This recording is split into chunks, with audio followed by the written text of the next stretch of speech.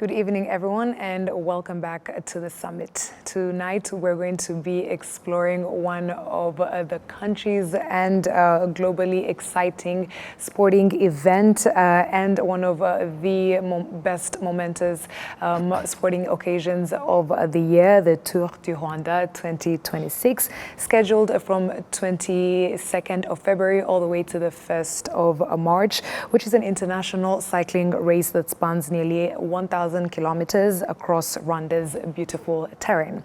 Now, over the past decade, this race has grown from a local competition to one of Africa's premier professional cycling events, attracting top continental and world tour development teams.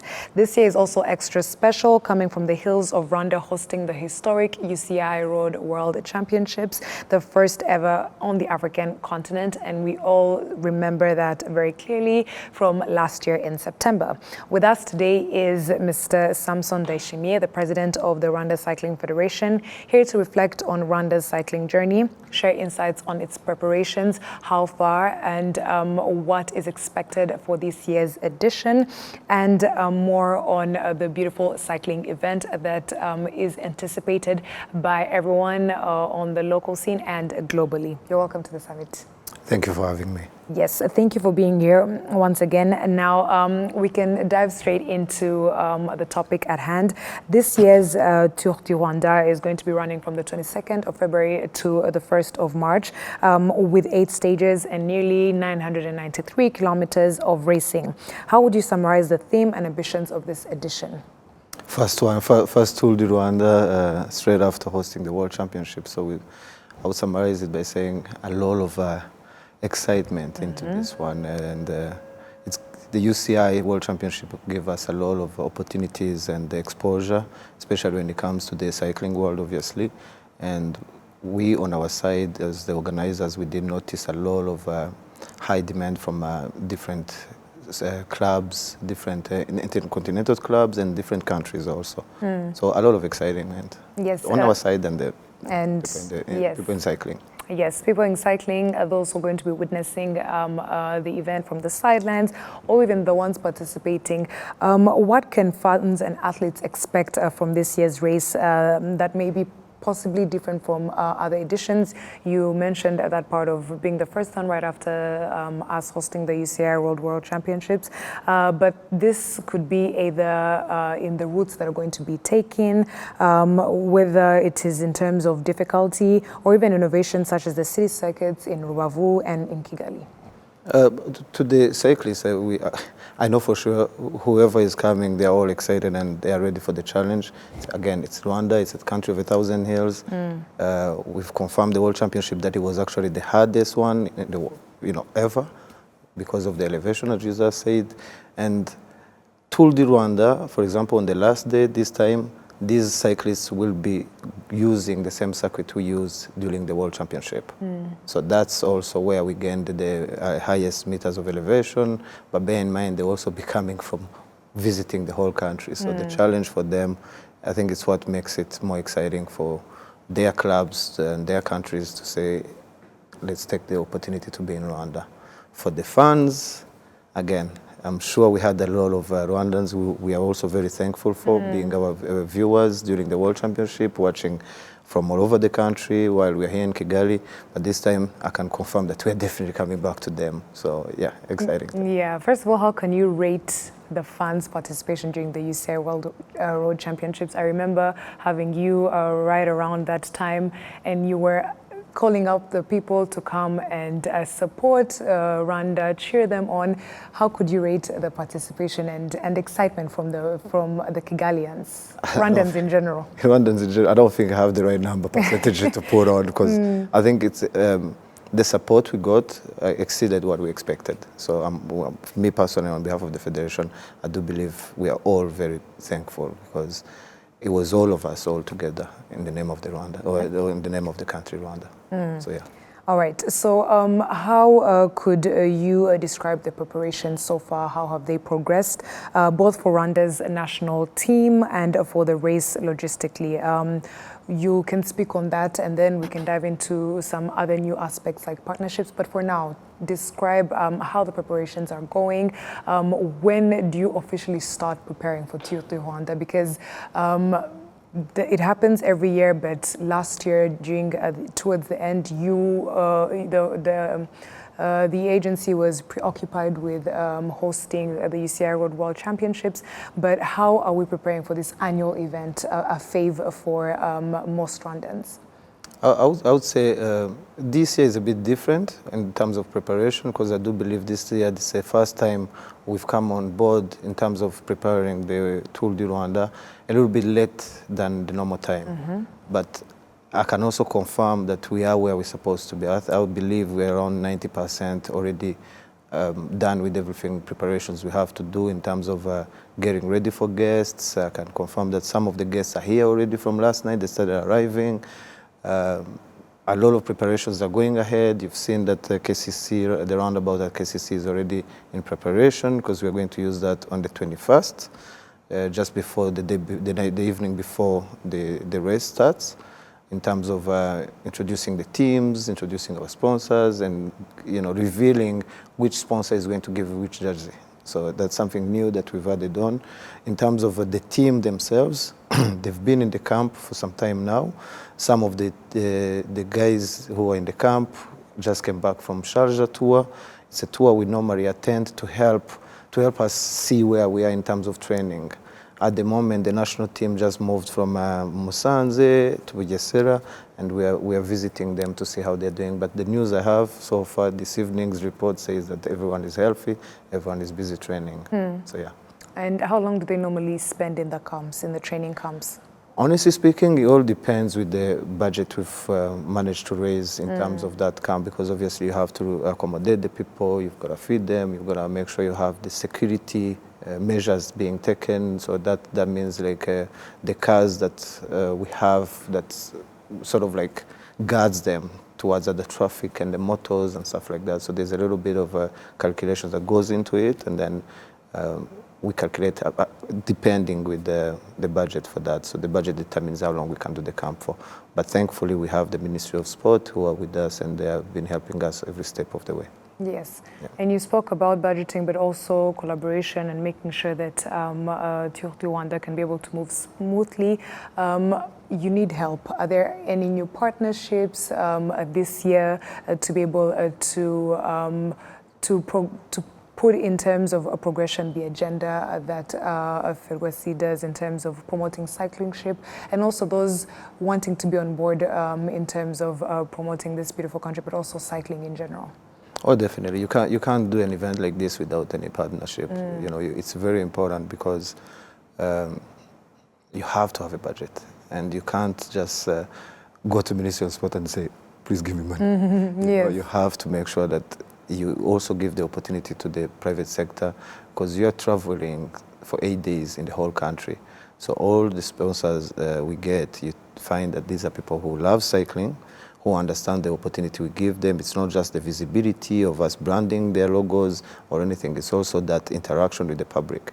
So if it's a bank, it gives them an opportunity to, for example, we've got BPR now. It's actually, I learned this recently. They're the biggest bank. It's a bank of population. They have many branches all over the country. So they will have a lot of activation, a lot of new things for their customers, and also an opportunity to attract new customers. That goes same as Momo, same as Barirwa. So our sport, the road, is our stadium. So you can imagine how many people you get to meet throughout those 8 days. So, and that also helps us in making sure that we've raised enough funds to be able to deliver a UCI Tour du Rwanda, which is on the 2.2, it's on the current of UCI. So there are other regulations we also have to follow. We accommodate all the athletes, we give logistics, we cover all the logistics and all that, and that's costly. So having a sponsor like the ones you've seen, like the ones we're going to show you on the 21st, having them on board, it shows that even for themselves, there's also an extra part of giving back to the public, that fun, that encouragement to young people to say, you know what, I love cycling, why can I not do that in the future? And then, it gives the opportunity for us to keep doing what we do. This year we are doing the 18th edition, so we're focusing and going forward. Yes. So, and we can't do that without our sponsors, who we're really thankful for. Yes, 100%. And we've seen in recent editions more focus or emphasis on encouraging a young talent. Now, how is this year's tour engaging with youth cyclist development, perhaps through initiatives such as the Youth Racing Cup and so much more?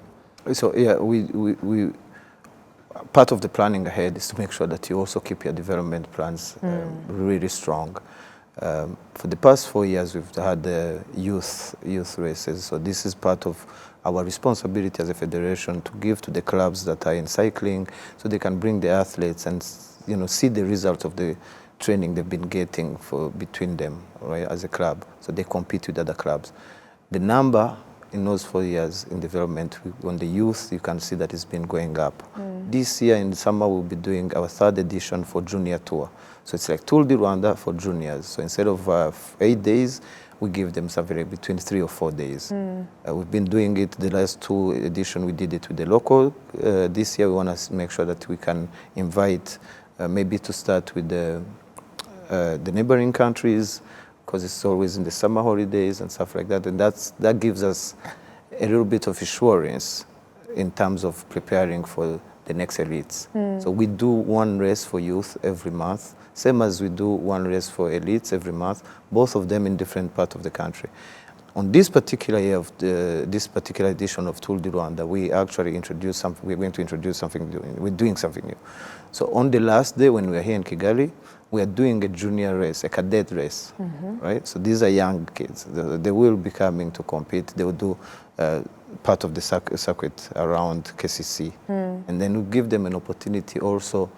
Those who are going to win, those who we are encouraging to win, they will be getting their awards, the awarding ceremony on the same stage as the professionals who will be getting it later on that day. So we want to show that we have development plans, we have these cyclists, young cyclists I'm talking about, and we want to give them encouragement to keep excited with the sport they're doing and make sure that they come back with the focus to win and be on the Tour du Rwanda final stage, the podium. So, yes, so it will be like an incentive to encourage them, the ones who will be viewing, the ones who will be taking part. Yes, so we on Sunday we've got a few things. We've got a ride for fun, so we're encouraging you to get a bike, come out in the morning, we'll do a few laps, we'll show you the circuit, and then once we finish, we'll welcome the professionals, but young ones, to do also and compete, and then for them, we will award them on the same podium as the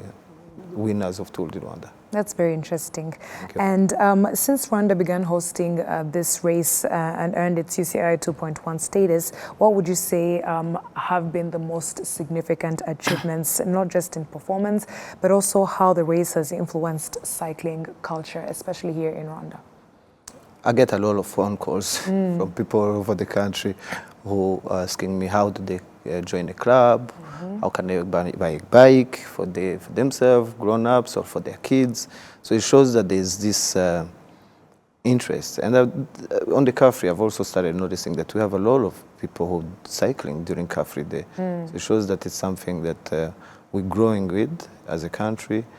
To the point, I would say, City of Kigali recently just been awarded UCI Bike City label. So that means that in the plans of the country, in the plans of City of Kigali, being able to host an event like the World Championship and also making plans for the public like Car-Free Day and encouraging people to live healthy, wetlands where they're putting in a lot of work to make sure that it becomes a safe place to cycle, to walk and stuff like that. It shows a lot of people taking note of things that in the government's plan that we're busy doing. And the city label itself being awarded to Rwanda and Kigali City, it's a first time on the continent of Africa. And then also in the whole world, it's not a lot of cities that have that city label. I would say Rwanda now is it's joining as the 31st city, Kigali, sorry, and then the country also as the 17th country. So you can see, I think that's all through things like these initiatives, the support from our Ministry of Sport and the government towards our sport, and also the public, all that goes to that CAF Day. So yeah, there's a lot of notice. And not only that, it goes beyond, apart from people calling us. This year, Tour du Rwanda, we received a lot more interests to join Tour du Rwanda. Yeah. So we've got a lot of calls, a lot of emails from different countries trying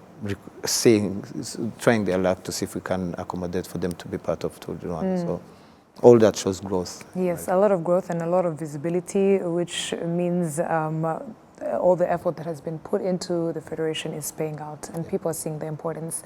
And once again, a huge congratulations being part of the team as Rwanda hosted the first ever UCI Road World Championships in Africa 2025. If we could dive a little bit into that and the experiences, what lessons or what experiences are being applied to the organization and global positioning of the Tour du Rwanda this year?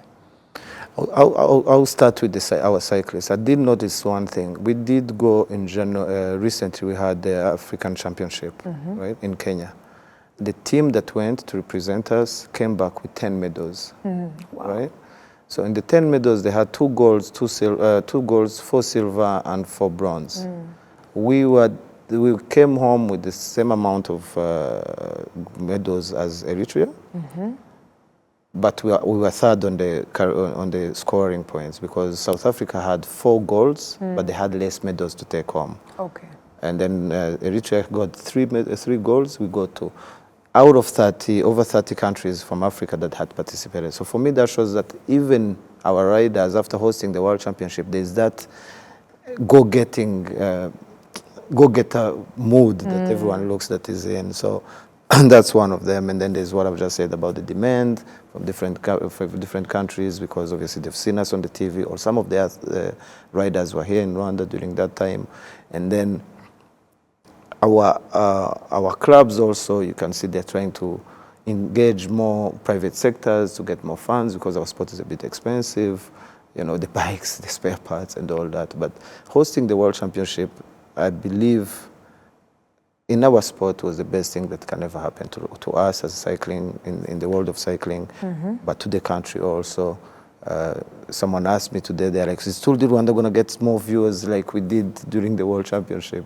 That's what we're looking forward to work on, to make sure that Tour du Rwanda also comes on board on the TV and everyone can watch it like we watch Tour de France. Yes. And some steps are being taken right through what we've learned. Your own RBA, RTV is ready to be on board, to come and try our best to make sure that we first do a try to show the 8 days within us as a country. And then from there we'll see how we can make sure that we take it all out, because that visibility worldwide, you can't buy it. Yes, you can buy it. It definitely did us so much justice. During the UCI, there is a viral video that was circulating of amongst the beautiful scenery that the internationals were experiencing. They also struggled with the altitudes and the highness of the country. This country is very hilly, very mountainous. Do you think the Rwandans did have an upper hand in terms of that, the elevation, getting used to it, as opposed to what the internationals were experiencing? Because they did their own, they tried their best, but it was very evident that this was one of the toughest routes that was ever had to take, was taken in the whole history of UCI Road World Championships. Yeah, in over 120 something years, it was the first time that cyclists faced that high altitude, that the challenging that we gave. To the point where some cyclists reached out to me who are really good, and they're like, you know, we're not going to come because of what we've seen that you guys have put on the table. Yeah. And I went back to UCI to say, can we reduce the kilometers? They're like, no, we're not changing anything. And we're sure everyone will come. And at the end, everyone came. They so did. on our side, obviously, as a host, you always have that advantage. But don't forget also, it's not, you know, in Canada they say kwirara. You can't just put yourself in a comfort zone because you're a host, because these people you're dealing with may be racing at least every week in different countries, you know. So they get to test out. They get to test out, they get to test out, and it goes all the way to like a proper technician will tell you about the bikes themselves. They have different, you know, things to give an edge or an opportunity for someone riding their bike. So there are a few things, and the techniques also of the team. You see them on the roads racing each other, but there's a lot of teamwork that is being played in. So those are things also we thank for the coaches that they keep training our teams. Yes. But yeah. And the tour has become an opportunity for Rwanda to showcase its landscape and hospitality. How has the race contributed to sports tourism and Rwanda's international brand? I think huge. Again, our stadium is these roads, you know, and that gives us. I would love for you to come and join and see. Yes. I don't know how to explain and experience it. But during the World Championship also there was something else we did encourage people to do for the fans who came for the World Championship, to visit Rwanda. And they did. They did. A lot of them went to see the gorillas in the mountain. They went to the Kagera. Everybody, they tried to do their best during the few days they were here to make sure that they visit. Honestly, for cycling, I would love us to be in a position soon to start also encouraging not only Rwandans, but also people from outside through our race that we're doing, through the Tour du Rwanda, to do a bit of tourism. So to come with us, let's say a simple example, right? You know, we take care of all the clubs, all the accommodation and everything. Maybe we do a concept with the RwandaTV, which some of them, we started brainstorming, where people can pay us and we put them to go with us. We give them the opportunity to go with us throughout the 8 days when we're going through the country. I think it's important. It gives an opportunity for people to visit Rwanda. Again, it's important to work closely with the RwandaTV, for example, RBA, in terms of showcasing Rwanda. Canal Plus is on board. There's going to be putting highlights out every day when we finish. We have, in the new things we brought on board, we have a podcast.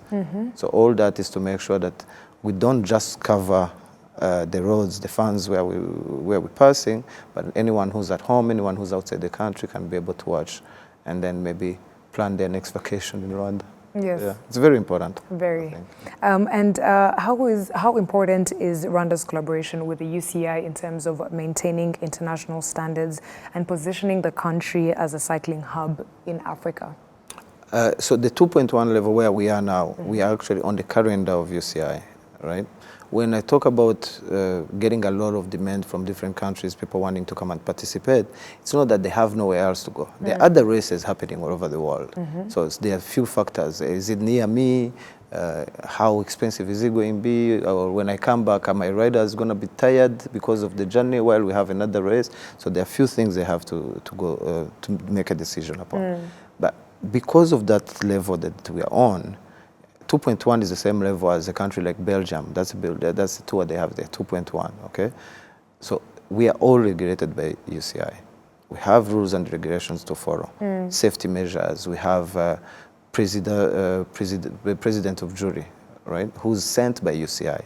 Yeah, I do believe he's also arriving tonight. We have director of the race who has to be qualified by UCI, right? In the race itself, we have commissaires. They give penalties, they give points to the cyclists. So if you do something wrong, you're going to lose penalties, which can affect you and your team, right, in the long term. And not only that, these guys, the points they're getting, they're qualifying for the World Championship. So for the elites you've seen here in September, it means that they've been playing a lot of tours to make sure that they get the proper qualification points for Tour du Rwanda, now for the World Championship. So right now we are talking about World Championship 2026, which is going to be held in Montreal, Canada. And that means that everyone you're going to see here, the target is get more points and be able to qualify for the World Championship. Yes. Yeah. Thank you for that, that bit of information. Now, speaking of impact beyond the sport, in terms of the economy, how important is cycling events like this contributing to the economy of the country, especially as the development of the sport continues to increase? We've seen the increment through the platform that we were given by the UCI Road World Championships, but even beyond, after that, the aftermath of that and hosting it right after that, what is the impact beyond the sport? So we talked about our sponsors, right? Because we need them to make sure that we have enough, we raise enough capital for the budget we have. So the budget is calculated because, again, all those responsibilities as a federation we have towards our visitors, towards the whole team. Now we're talking about hotels, right? We're talking about food, you're talking about fuel, all those, you can do an economical report, impact report throughout that. And remember, on the calendar of UCI, we've been really lucky, we've got February. Yes. Right, so February, I would say a lot of cities where we stop and spend the night don't have many activities, okay? So I think in February, the only exciting thing is there, it's what, Valentine's? Valentine. So we come right after Valentine. Yeah. So it means that if we're spending right now, I'll go through the days and where we're going to spend the nights. And that's also determined by the kilometers we're going to do in the 8 days, by the elevation, so the technical team work on that. And also there's the fact that we have to make sure that we decide to finish in a city and spend the night in a city, because that city has the capacity to host all those people who are with us, not only the athletes, not only the commissaire, the mechanics and everybody, but we also have to think all the way to the teams of our sponsors, because we talked also about the activations they do. They don't just go there without anyone. That's what makes the caravan, okay? So all that, you have to make sure you have enough hotels, right, where we're going to go. So this year, quickly, I would say we're doing the first stage. That will be on Sunday, the 22nd. We're starting Rukoma all the way to Rwamagana. After that, we'll be doing, we'll come back to Kigali. The next day, we'll do transfer to Nyamata. We start from Nyamata to Huye.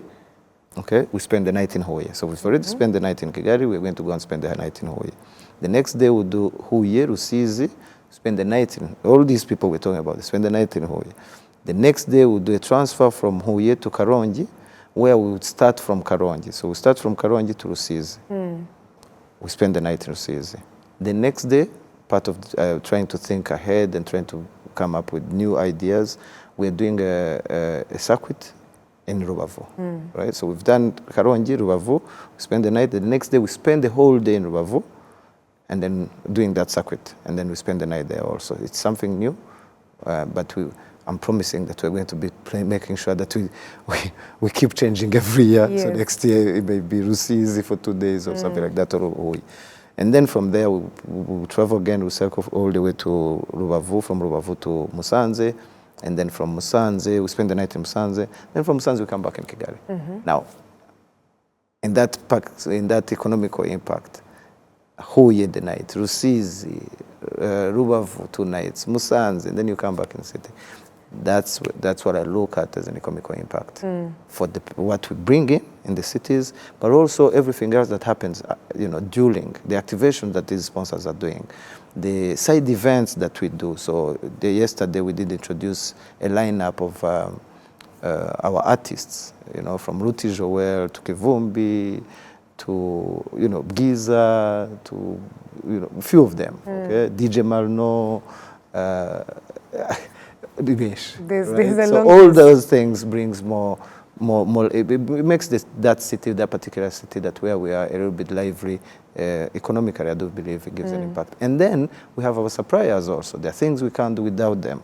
We don't have, as a federation, we don't have a tent to put at the KCC. So you need a supplier for that. True. All those cars, working closely with Volkswagen, things like that. So yeah. And the goal is to make sure that we reduce our spending in terms of getting things from outside. Is to make sure that the expenditures happens in the country.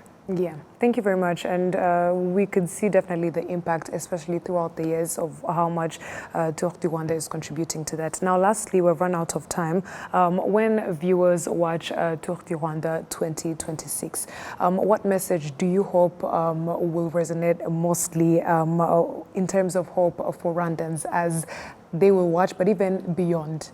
You've hosted me so many times. Let's answer this with, give me something. Okay, give me something. Let me see how good you are now. Hoping to see the progression of Tour du Rwanda, the beauty of the country, economical impact, but also how far the cyclists have come, especially the Rwandan team. Anything to add? I rest my case. I think you just put it all together. And, one more, let me add something. The fans on the road. I encourage the fans on the road because it gives us an opportunity for anybody who can find their calling through just seeing us passing by. Once again, thank you very much for coming here and for answering our questions, especially as we gear up for Tour du Rwanda 2026. It's going to be an exciting time. We can't wait to see everyone on the road as they cheer on. Those who won't make it on the road, please watch it on all RBA platforms. And for everyone who was able to be with us in tonight's episode, thank you for watching. Let's keep the conversation going, and we'll see you on next week's episode.